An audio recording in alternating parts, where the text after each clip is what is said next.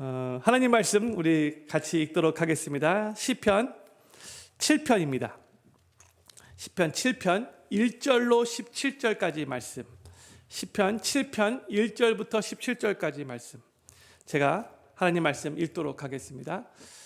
다윗의 시가연, 베냐민인 구시의 말에 대하여 여호와께 한 노래. 여호와 내 하나님이여, 주께 피하오니 나를 쫓는 모든 자에게서 나를 구하여 건지소서. 건져낼 자 없으면 저희가 사자같이 나를 찢고 뜯을까 하나이다. 여호와 내 하나님이여, 내가 이것을 행하였거나 내 손에 죄악이 있거나 화친한 자를 악으로 갚았거나 내 대적에게 무고히 빼앗았거든 원수로 나의 영혼을 쫓아잡아 내 생명을 땅에 짓밟고 내 영광을 진토에 떨어뜨리게 하소서. 여호와여, 진노로 일어나사 내 대적들의 노를 막으시며 나를 위하여 깨소서. 주께서 심판을 명하셨나이다. 민족들의 지폐로 주를 두르게 하시고 그 위 높은 자리에 돌아오소서. 여호와께서 만민에게 심판을 행하시오니 여호와여, 나의 의와 내게 있는 성실함을 따라 나를 판단하소서. 악인의 악을 끊고 의인을 세우소서. 의로우신 하나님이 사람의 심장을 감찰하시나이다. 나의 방패는 마음이 정직한 자를 구원하시는 하나님께 있도다. 하나님은 의로우신 재판장이시며 매일 분노하시는 하나님이시로다. 사람이 회개치 아니하면 저가 그 칼을 가르시며 그 활을 이미 당기어 예비하셨도다. 죽일 기계를 또한 예비하시며 그 만든 살은 화전이로다. 악인이 죄악을 해산하며 자네를 잉태하며 괴를 낳았도다. 저가 웅덩이를 파 만듦이여 제가 만든 함정에 빠졌도다. 그 자네는 자기 머리로 돌아오고 그 포악은 자기 정수리에 내리리로다. 내가 여호와의 의를 따라 감사하며 지극히 높으신 여호와의 이름을 찬양하리로다. 아멘.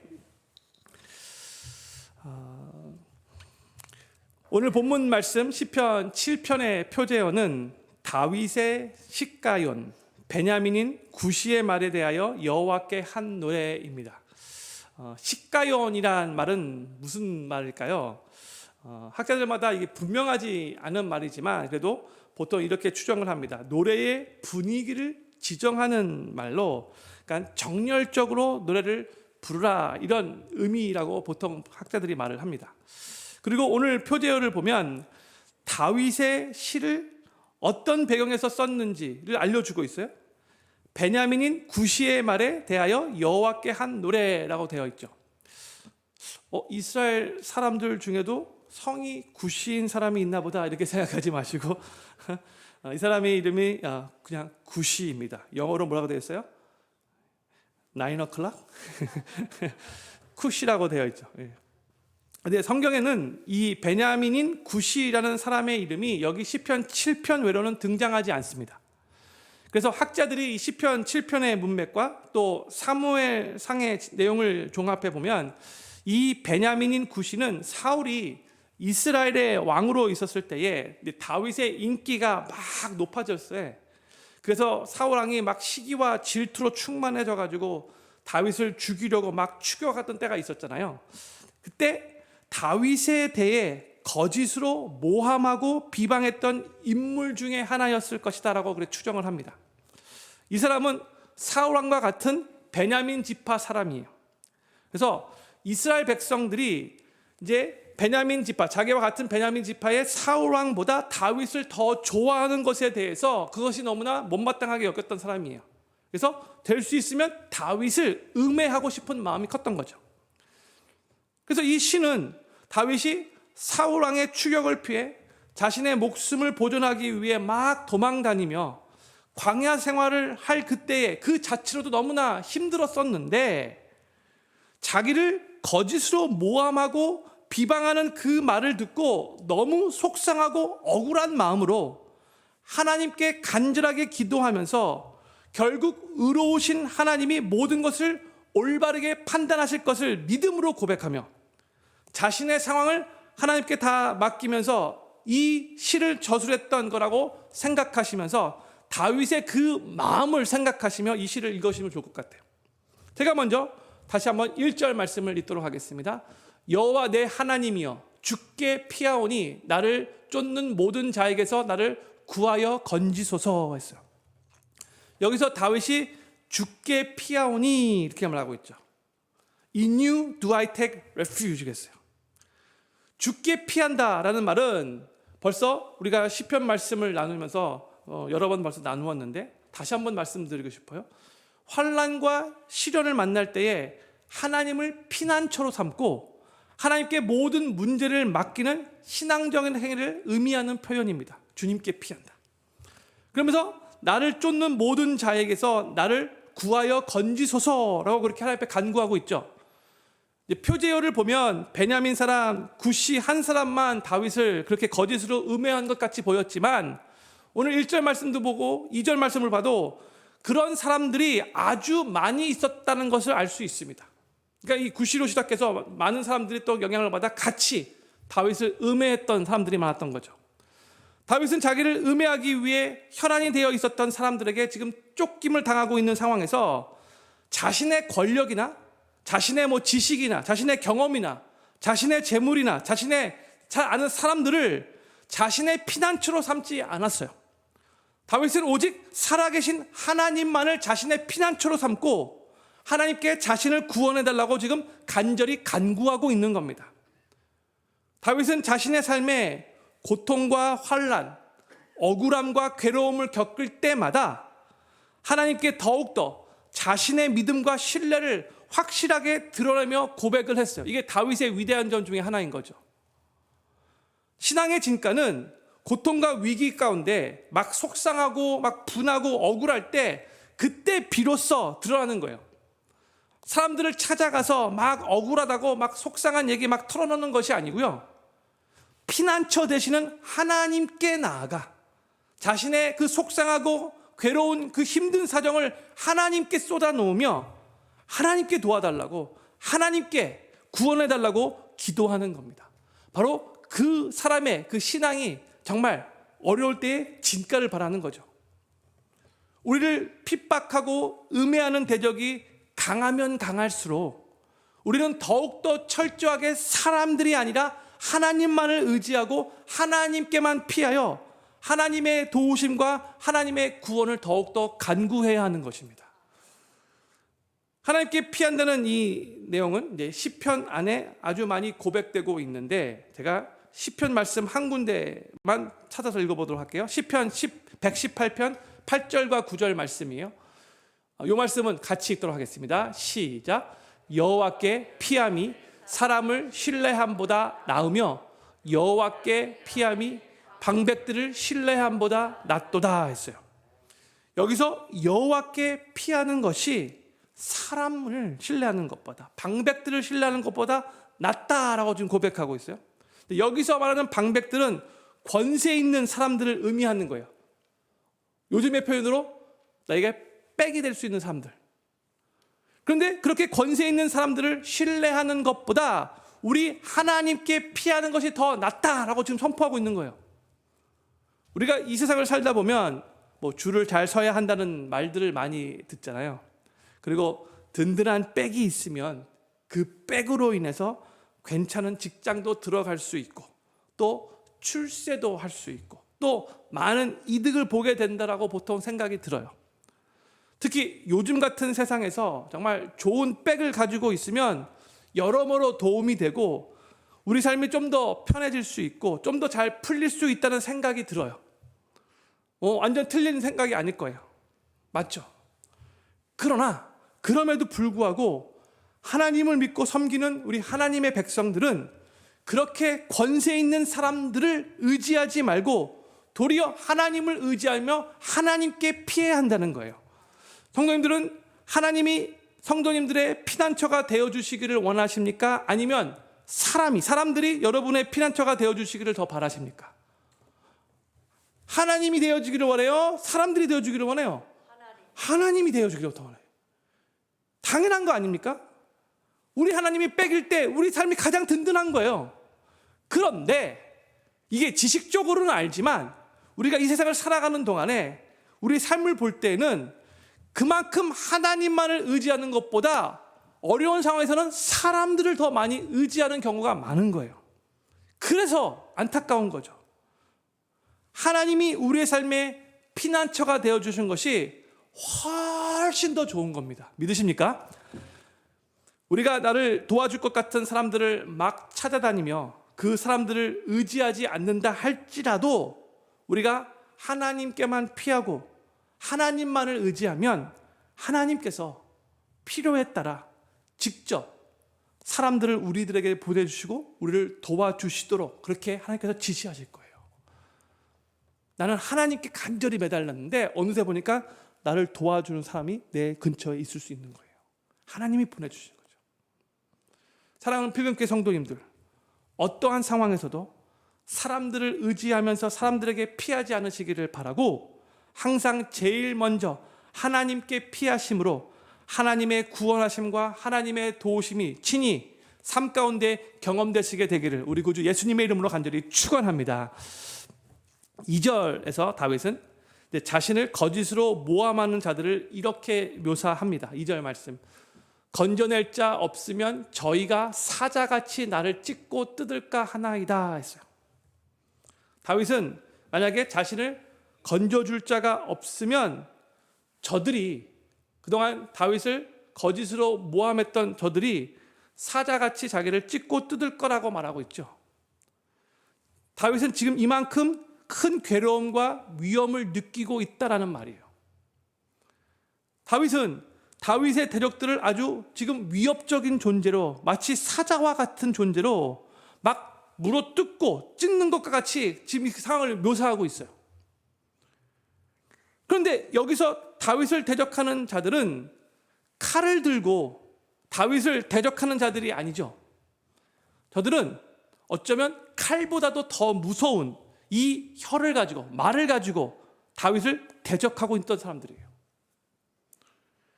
거짓된 말을 가지고 다윗을 음해하며 다윗을 아주 나쁜 사람으로 폄하하고 있었던 겁니다. 성도님들, 우리의 잘못된 말이 사자와 같이 다른 사람들의 삶을 찢고 뜯을 수 있다는 것을, 그만큼 그 말에 위력이 있다는 것을 항상 기억해야 돼요. 내가 나도 모르는 사이에 다른 사람들의 삶을 찢고 뜯을 수 있다는 거예요. 내 잘못된 말로.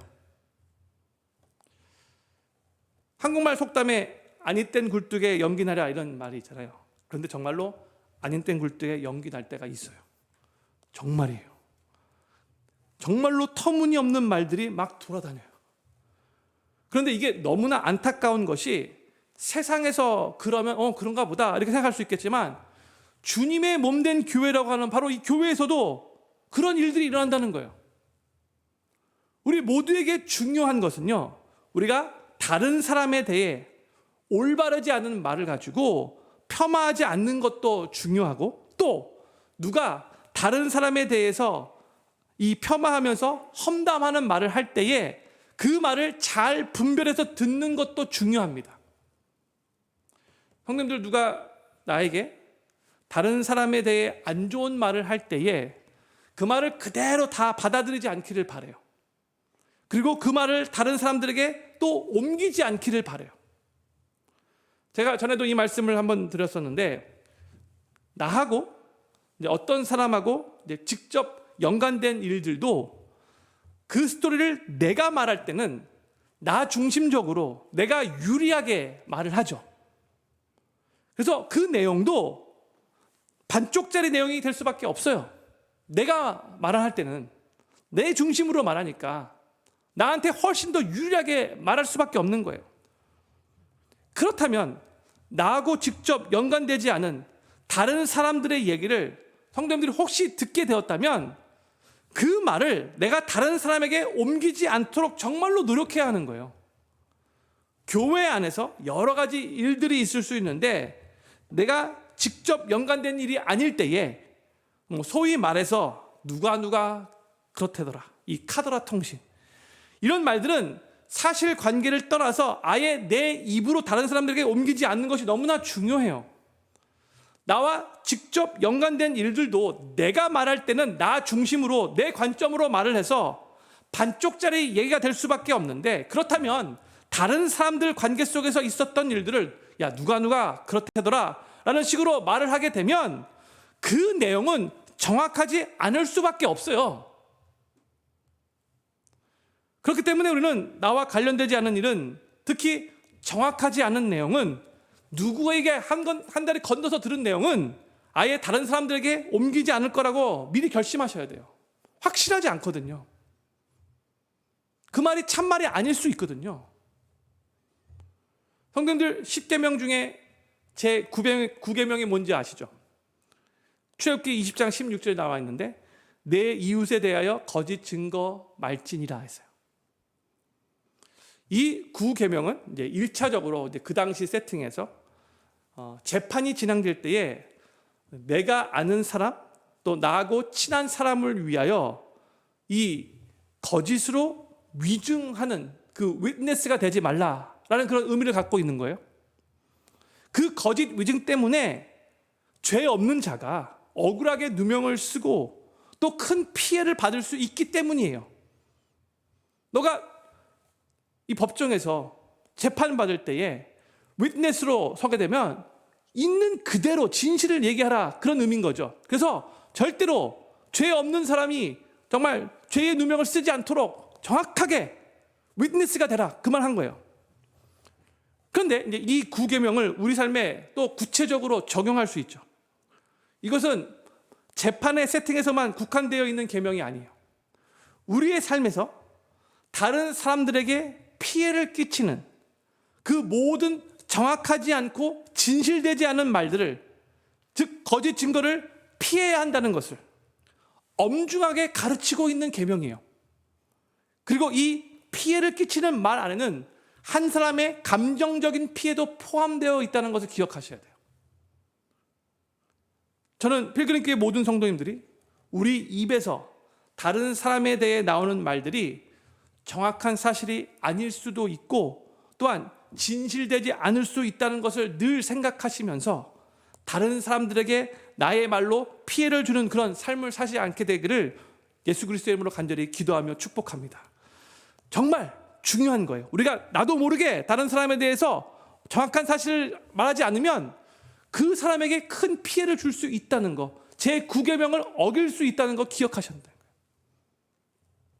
이제 다윗은 3절에서 5절에서 저들이 다윗에 대해 거짓으로 모함하며 비방했던 내용들에 대해서 자신은 정말 그런 죄를 짓지 않았다고, 그렇게 행동하지 않았다라고 그렇게 자신의 결백을 말하는 내용이 나와요. 3절부터 5절까지 말씀 제가 천천히 읽겠습니다. 여호와 내 하나님이여, 내가 이것을 행하였거나 내 손에 죄악이 있거나 화친한 자를 악으로 갚았거나 내 대적에게 무고히 빼앗았거든 원수로 나의 영혼을 쫓아잡아 내 생명을 땅에 짓밟고 내 영광을 진토에 떨어뜨리게 하소서 했어요. 3절과 4절의 내용을 잘 살펴보면, 다시 3절 한번 비춰주세요. 저들이 다윗에 대해서 뭐라고 비방을 하고 있는지 우리가 알 수 있어요.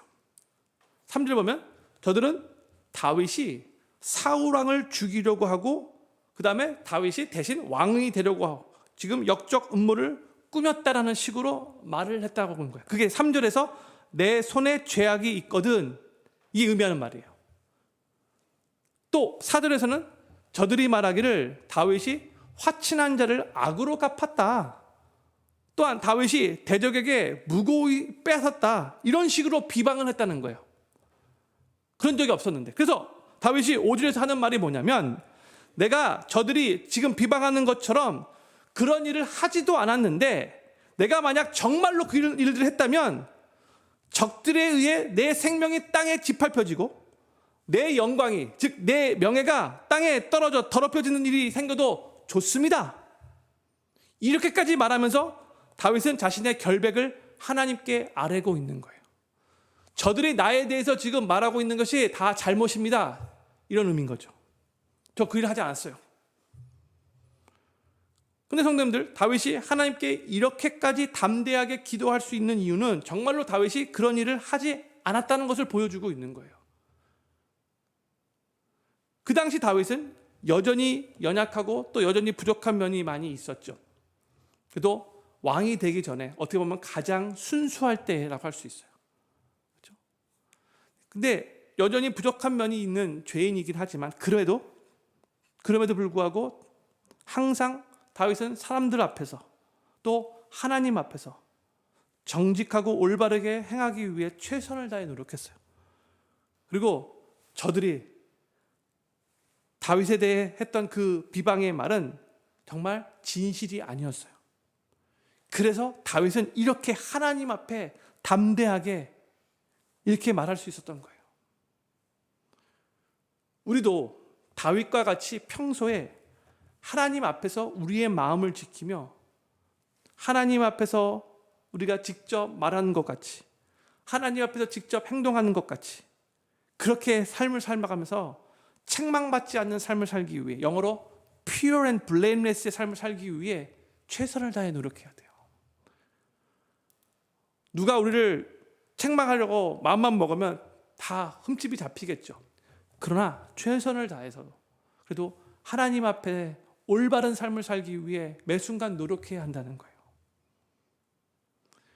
이제 다윗은 6절과 7절에서 의로우신 하나님께 이렇게 간구합니다. 6절과 7절 말씀이요. 여호와여, 진노로 일어나사 내 대적들의 노를 막으시며 나를 위하여 깨소서. 주께서 심판을 명하셨나이다. 민족들의 지폐로 주를 두르게 하시고 그 위 높은 자리에 돌아오소서 했어요. 지금 6절에서 다윗은 여호와여 진노로 일어나서 이렇게 기도하고 있죠.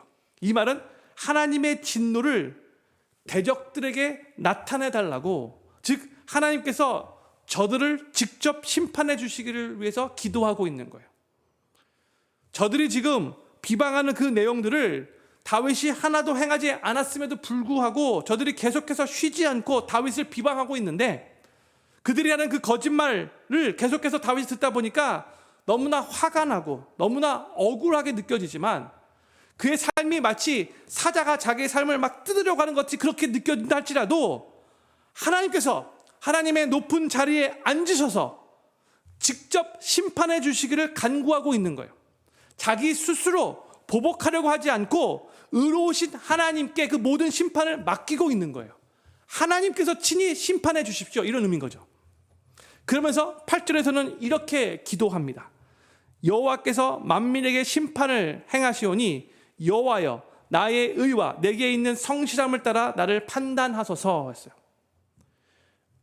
여기 보면 다윗이 심판하시는 하나님께 자신을 판단해 달라고 지금 간구하고 있는 거예요.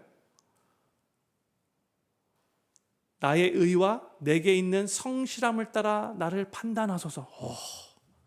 성도들, 하나님께 이렇게 기도하실 수 있겠어요? 이거 어떻게 해석해야 되죠? 어떻게 보면 되게 교만하게 들릴 수도 있잖아요. 누가 하나님 앞에 이렇게 기도할 수 있을까요? 시편 130편 3절에 이런 말씀이 있어요. 여호와여, 주께서 죄악을 감찰하실진데 주여 누가 서리이까? 아무도 주 앞에 설 수 없다는 뜻이죠. 또한 시편 143편 2편에서는 이렇게 말하고 있어요. 주의 종에게 심판을 행치 마소서. 주의 목전에는 의로운 인생이 하나도 없나이다.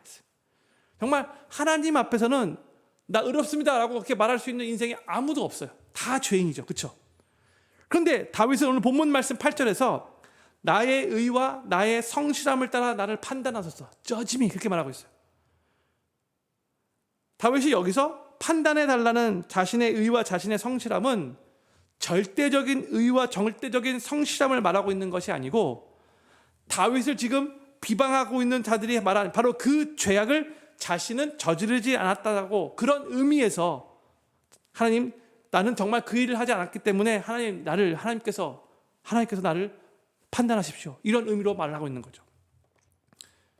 그러면서 9절에서는 이렇게 고백을 합니다.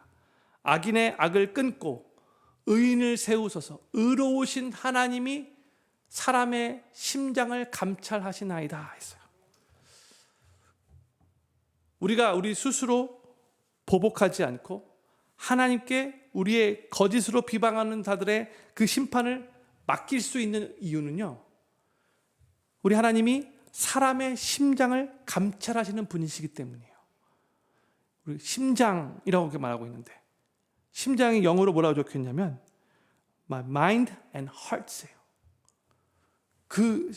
이 심장이라는 말은 인간 마음의 중심, 인간의 그 양심, 그 인간이 갖고 있는 그 의도, 이 모든 것이 다 포함되어 있는 말이 바로 이 심장이에요.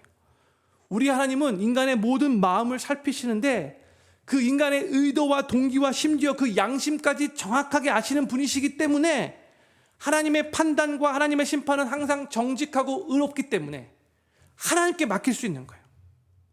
그런데 우리 인간들은 사람들의 내면을, 그 심장을, 그 의도와 그 동기와 그 양심을 정확하게 알 수 없기 때문에 우리가 판단할 때 그 판단이 틀릴 때가 아주 많아요.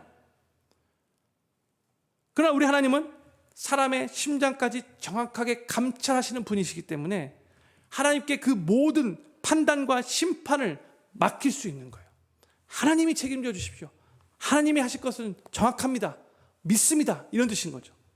저는 필그림교회 모든 성도님들이 사람들에게 억울한 그 비방의 소리를 들어 막 화가 치밀어 오르고 그래서 내가 뭔가를 하면서 보복하고 싶은 그런 마음이 들 때에도 사람의 심장까지 정확하게 감찰하시는 하나님께, 그 하나님께서 정말 가장 정확하고 의롭게 판단하실 거라는 것을 신뢰하면서 모든 판단과 심판을 하나님께 맡기실 수 있게 되기를 간절히 소망합니다. 시편 1절부터 9절까지는 하나님께 간구의 기도를 올려드렸던 건데, 이제 10절부터 끝절인 17절까지는 다윗이 하나님을 향한 믿음의 고백을 올려드립니다. 전반부는 기도의 간구의 내용이라고 할 수 있다면 후반부의 내용은 다윗의 믿음의 고백인 거예요. 10절 말씀 볼게요. 나의 방패는 하나님이 정직한 자를 구원하시는, 마음이 정직한 자를 구원하시는 하나님께 있도다 했어요. 여기서 방패는 수비형 무기죠. 원수의 공격을 막아주는 하나님의 그 보호하심, 그 도우심을 의미하는 거예요. 다윗은 그동안 하나님만을 온전히 의지하면서 하나님 앞에 정직하게 살려고 노력했기 때문에 하나님이 자신의 삶을 보호하시는 방패가 되심을 믿고 있었고, 하나님의 그 보호하심과 도우심을 지금 담대하게 간구할 수 있었던 거예요. 그리고 다윗은 11절에서 하나님을 이렇게 고백합니다. 하나님은 의로우신 재판장이시며, 오늘 시편 7편의 제목이죠. 설교 제목이죠. 하나님은 의로운 재판장이시며 매일 분노하시는 하나님이시로다 했어요. 여기서 하나님이 매일 분노하신다 이 말을 잘 이해하셔야 돼요. 맨날 하나님 화가 나신 분이야? 누구랑 똑같네 이렇게 생각하면 안 돼요. 여기서의 하나님의 분노는 당연히 악인을 향한 분노를 의미하는 거예요. 이 분노는 인간들과 같은 즉흥적이고 감정적인 그런 분노가 아니라 하나님의 의로우신 성품을 토대로 한 의로운 분노인 거예요. 본질적인 하나님의 성품에 의한 분노인 거예요. 지금 다윗은 하나님이 의로우신 재판장이셔서 악인을 향한 분노가 매일 끊임없이 임하고 그 하나님께서 그 악인들의 그 악행을 그냥 놔두지 않는다는 것을 지금 하나님을 향해 다윗이 찬양하고 있는 거예요. 의로우신 하나님, 그 악을 향하여 하나님께서 분노를 일으키신 것을 지금 하나님을 높이며 찬양하고 있는 거예요. 우리 하나님은 본질상 의로우신 분이시기 때문에 악인이 행하는 그 악을 아주 불쾌하게 여기시고 그 악을 반대하시며 악인이 행한 그 악을 뭐 아무 일 없다는 듯이 절대로 눈 감아주시며 넘어가시는 분이 아니시라는 거예요. 그리고 하나님은 악인을 향한 심판을 준비하고 계시는데 어떻게 준비하시는가? 12절과 13절 말씀이에요. 사람이 회개치 아니하면 저가 그 칼을 가르시며 그 활을 이미 당기어 예비하셨도다. 죽일 기계를 또한 예비하시며 그 만든 살은 화전이로다 했어요. 12절 말씀 다시 보여주세요. 사람이 죄악을 범하고도 회개하지 않으면 칼을 가는 것과 같이, 또 활시를 당기는 것과 같이, 또 13절에 가면 죽일 기계를 준비하는 것과 같이, 여기서 죽일 기계는 한국말로 그렇게 표현됐지만 영어로 보면 deadly weapons 이렇게 번역됐죠. 그러니까 아주 강력하고 치명적인 무기를 의미하는 거예요. deadly weapon.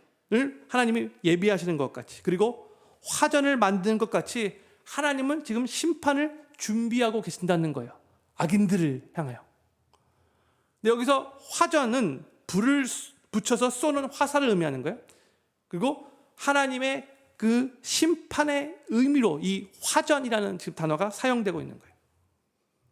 우리는 하나님의 심판이 악인들에게 임하지 않을 것 같아 보이는 세상에서 살고 있어요, 지금. 그렇죠? 나쁜 사람들이 악한 행동을 해도 너무나 잘 나가고 너무나 부유하게 떵떵거리며 살아가고 있는 것 같아 보여요. 오, 전 악한 짓을 했는데도 어떻게 저렇게 아무 일 없다는 듯이 잘 살고 있지? 그래서 퀘스천 마크가 들 때가 너무나 많이 있어요. 그렇지만 우리 하나님은 악인을 향한 심판을 지금 철저하게 준비하고 계시고, 하나님의 때가 되면 그 심판은 꼭 확실하게 임할 거라는 것을 우리가 믿어야 된다는 거예요. 이 세상을 살아가면서 그 심판이 그 악인에게 임할 수도 있고, 만약 이 세상 가운데 그 심판이 임하지 않으면 언제요? 확실하게 임해요? 예수님이 재림하실 때, 최후의 그 심판 때, 백보자 보좌 앞에서 확실하게 그 심판이라는 거예요. 그 하나님의 심판을 확실하게 믿었던 다윗은 이제 이렇게 고백을 합니다. 14절부터 16절까지 말씀이에요. 악인이 죄악을 해산하며 자네를 잉태하여 괴유를 낳았도다. 저가 웅덩이를 파 만듦이여 제가 만든 함정에 빠졌도다. 그 자네는 자기 머리로 돌아오고 그 포악은 자기 정수리에 내리로다 했어요. 이 말씀의 의미는 악인들은 남을 해하려고 나쁜 목적을 가지고 여러 속임수와 옳지 못한 방법으로 죄악을 저지르지만, 그런데 그 결과는 결국 자기에게 그대로 돌아오고 말 것이다 라는 그런 의미인 거예요. 즉 자기가 만든 함정에 자기 스스로 빠지고 자기가 저지른 그 포악은 결국 자기 머리로 돌아올 것이다, 그런 의미인 거죠. 우리는 에스더서에서 모르드게를 죽이려고 악하고 교만한 마음을 가지고 계계를 꾸몄던 그 하만의 얘기를 잘 알고 있어요. 근데 그가 도리어 스스로 멸망을 자초하겠죠. 자기에게 절하지 않는다고 막 갑자기 막 기분 나빠하면서 저 모르드게 가만 놔두지 않을까, 내가 그냥 죽여버릴 거야 막 이러면서 큰 장대를 만들어 모르드게를 거기에 달 계획이었는데, 결국 자기가 만든 그 장대에 자기가 매달려 죽였어요. 그렇죠? 오늘 이 말씀이 그대로 그 에스더서에 나온 그 하만의 스토리에 적용되는 거예요. 악한 자들은 자기의 꾀에 결국 자기가 빠져요.